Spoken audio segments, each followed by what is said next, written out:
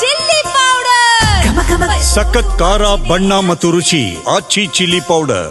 RSS ವಿರುದ್ಧ ಹೇಳಿಕೆಗೆ notice ವಿಚಾರಕ್ಕೆ ಸಂಬಂಧಪಟ್ಟಂತೆ ಆರ್ಎಸ್ಎಸ್ ಬೆದರಿಕೆಗೆ ನಾನು ಹೆದರೋದಿಲ್ಲ ಅಂತ ಹೇಳಿ ಸಚಿವ ಪ್ರಿಯಾಂಕ್ ಖರ್ಗೆ ಹೇಳಿದ್ದಾರೆ. ಆರ್ಎಸ್ಎಸ್ ವಿರುದ್ಧದ ಹೇಳಿಕೆಗೆ ನೋಟಿಸ್ ಬಂದರೆ ನಾನು ಎದುರ್ಕೊಂಡ್ಬಿಡ್ತೀನಾ, ಭಯಪಡ್ತೀನಾ?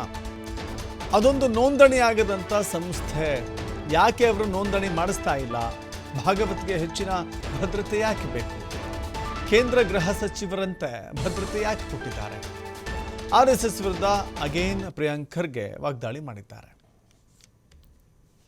ಬುದ್ಧ ಬಸವ ತತ್ವ ನನ್ನಲ್ಲಿದೆ, ಅಂಬೇಡ್ಕರ್ ಅವರ ಹೋರಾಟ ರಕ್ತ ನನ್ನಲ್ಲಿದೆ. ಇವ್ರ ಹತ್ರ ಏನಿದೆ ಕಲಿಯೋದಿದೆ ನನಗೆ RSS ಅವ್ರ ಹತ್ರ?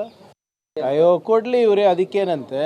ಇವ್ರದ್ದು ಇದೇ ಅಲ್ವಾ ಏನೋ ತಂತ್ರಗಳು, ಹೆದರ್ಸೋದು ಬೆದರ್ಸೋದು, ಕೋರ್ಟು ಅವು ಇವು ಇವೆಲ್ಲ ಹೆದರ್ತೀವ? ಅವರು RSS is N unregistered, unregulated, unconstitutional body. ಇವ್ರಿಗೆ ಯಾಕ್ರಿ ಹೆದರ್ಬೇಕು ನಾನು? ಬುದ್ಧ ಬಸವ ತತ್ವ ನನ್ನಲ್ಲಿದೆ, ಅಂಬೇಡ್ಕರ್ ಅವರ ಹೋರಾಟ ರಕ್ತ ನನ್ನಲ್ಲಿದೆ. ಇವ್ರ ಹತ್ರ ಏನಿದೆ ಕಲಿಯೋದಿದೆ ನನಗೆ RSS ಅವ್ರ ಹತ್ರ? ರಿಜಿಸ್ಟ್ರೇಷನ್ ಮಾಡಿಸ್ಕೊಳ್ಳಿ ಅಂದರೆ ಯಾಕೆ ರಿಜಿಸ್ಟ್ರೇಷನ್ ಮಾಡಿಸ್ಕೊಳಲ್ಲ ಇವರು? ಎಲ್ಲಿಂದ ಬರ್ತಾ ಇದೆ ಇವರಿಗೆ ಇಷ್ಟೊಂದು ಅನುದಾನ?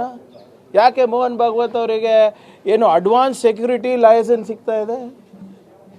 Minister of external affairs, home minister of ಇಂಡಿಯಾಗೆ ಸಿಗುವಂಥ ಸೆಕ್ಯೂರಿಟಿ ಇವರಿಗೆ ಯಾಕೆ?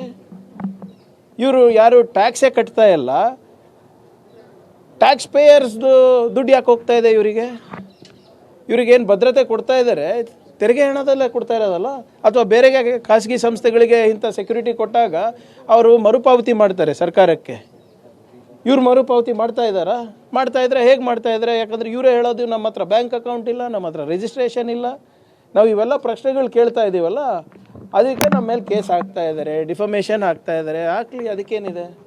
ಇಡೀ ರಾಷ್ಟ್ರ ತುಂಬ ಹಾಕ್ಕೊಳ್ಳಿ ಬೇಕಿದ್ರೆ. ನಾವು ಸತ್ಯದ ಪರವಾಗಿದ್ದೀವಿ. ಈ ಸತ್ಯ ಇವತ್ತಿಲ್ಲ ನಾಳೆ ಹೊರಗೆ ಬರಬೇಕು. 100 ವರ್ಷ ನಡೆಸ್ತಾ ಇದ್ದೀವಿ ಅಂದರೆ ಇನ್ನೂ 100 ವರ್ಷ ನಡಿಬೇಕಂತ ಏನು ಕಂಪಲ್ಸರಿ ಇಲ್ಲ. ಸಂವಿಧಾನ ಇದೆ, ಸಂವಿಧಾನದ ಪ್ರಕಾರ ಎಲ್ಲರೂ ನಡ್ಕೊಂಡ್ರೆ ಒಳ್ಳೆಯದು. ಅಯ್ಯೋ ಕೊಡ್ಲಿ ಇವರೇ, ಅದಕ್ಕೇನಂತೆ? ಇವ್ರದ್ದು ಇದೇ ಅಲ್ವಾ